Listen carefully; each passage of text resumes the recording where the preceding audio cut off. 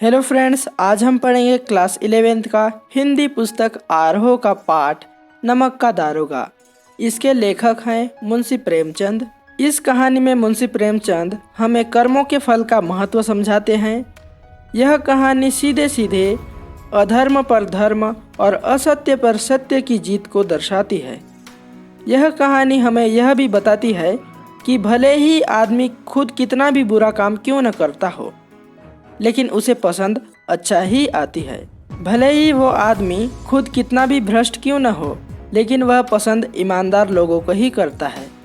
और कुछ लोग कितने भी ऊंचे पद पर क्यों न हो और कितना अच्छा वेतन क्यों न पाते हो, लेकिन उनके मन में ऊपरी आय का लालच हमेशा बना रहता है। ऊपरी आय का मतलब रिश्वत। इस कहानी के माध्यम से मुंशी प्रेमचंद जी ने प्रशासनिक स्तर व न्यायिक व्यवस्था में व्याप्त भ्रष्टाचार और उसकी सामाजिक स्वीकार्यता को बड़े ही साहसिक तरीके से उजागर किया है। यह कहानी आज़ादी से पहले की है, जब अंग्रेजों ने नमक पर अपना एकाधिकार करने के लिए नमक कानून बना लिया था। और इसी समय नमक का कानून को तोड़ने के लिए महात्मा गांधी ने 1930 में आंदोलन किया था, जिसे डांडी मार्च के नाम से भी जाना जाता है। नमक का दारोगा। अंग्रेजों ने नमक पर अपना अधिकार जमाने के लिए नमक का एक नया व अलग से विभाग बना दिया, जिससे भगवान की दी हुई यह वस्तु लोगों को आसानी से मिलनी मुश्किल हो गई। इसी कारण कुछ लोग इसका चोरी छुपे व्यापार भी करने लगे, जिसके कारण भ्रष्टाचार की जड़ें खूब फैलने लगी। कोई रिश्वत देकर अपना काम करवाता तो कोई चालाकी तथा होशियारी से। अधिकारी वर्ग की कमाई तो अचानक कई गुना बढ़ गई। इस विभाग में ऊपरी कमाई बहुत अधिक होती थी, इसलिए अधिकतर लोग इस विभाग में काम करने के लिए इच्छुक रहते थे। लेखक कहते हैं कि उस दौर में लोग महत्वपूर्ण विषयों के बजाय प्रेम कहानियों व श्रृंगार रस की कविताओं को पढ़कर भी उच्च पदों में आसीन हो जाते थे। कहानी के नायक मुंशी वंशीधर भी इतिहास भूगोल की बातों से ज़्यादा प्रेम कहानियों का अध्ययन कर नौकरी की खोज में निकल पड़े। उनके पिता को जीवन का कड़वा अनुभव था, इसलिए कर्ज के बोझ के नीचे डूबे पिता ने अपने घर की दुर्दशा और घर में जवान होती बेटियों का हवाला देकर वंशीधर से कहा कि पद की प्रतिष्ठा के आधार पर नौकरी का चुनाव मत करना। ऐसी नौकरी का चुनाव करना जिसमें ऊपरी कमाई होती हो, ताकि घर के हालात कुछ सुधर जाएं। वंशीधर के पापा का मानना था कि मासिक वेतन तो पूर्ण मासी के चांद की तरह है, जो महीने के पहले एक दिन बस दिखाई देता है और धीरे धीरे अमावस्या तक खत्म हो जाता है। लेकिन ऊपरी कमाई तो एक बढ़ता स्रोत है, जो हमेशा आदमी की प्यास बुझाता है, यानी आदमी की ज़रूरतें पूरी करता है।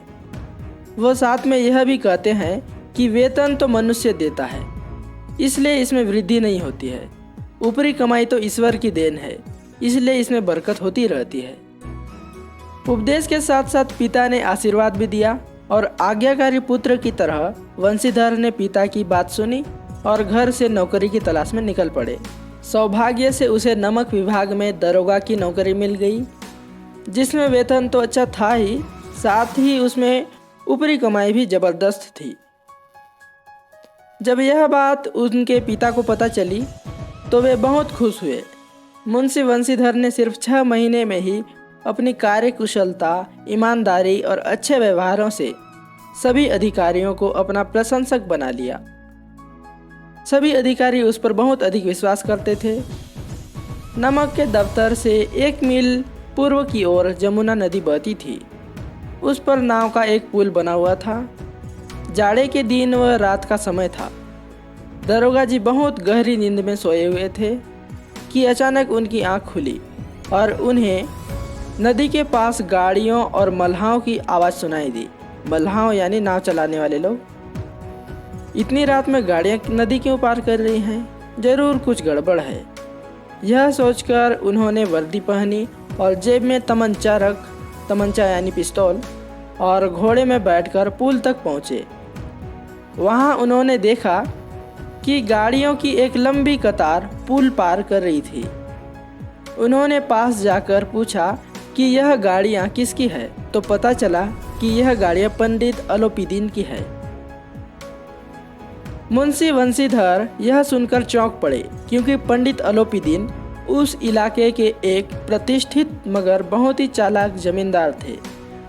उनका व्यापार बहुत लंबा चौड़ा था। वो लोगों को धन कर्ज के रूप में देते थे। खैर, वंशीधर ने जब गाड़ियों की जांच की तो पता चला कि गाड़ियों में नमक के बोरे भरे थे। उन्होंने गाड़ियां रोक ली। पंडित अलोपीदीन को जब यह बात पता चली तो वह दौड़े दौड़े दारोगा साहब के पास पहुंचे। अलोपीदीन को अपने धन के बल पर बहुत विश्वास था। वह कहते थे कि सिर्फ इस धरती पर ही नहीं बल्कि स्वर्ग में भी लक्ष्मी जी का ही राज चलता है, और उनका यह कहना काफ़ी हद तक सच भी था, क्योंकि न्याय और नीति यह सब आज के समय में लक्ष्मी जी के खिलौने ही तो हैं। वह जिसको जैसे नचाना चाहती है उसको वैसा ही नचा देती है। पंडित अलोपीदीन ने वंशीधर से गाड़ियों को रोकने के बारे में पूछा तो वंशीधर ने कहा कि वो सरकार के हुक्म का पालन कर रहे हैं। पंडित अलोपीदीन ने अब दारोगा जी को अपनी चिकनी चुपड़ी बातों से रिश्वत के जाल में फंसाने की कोशिश की।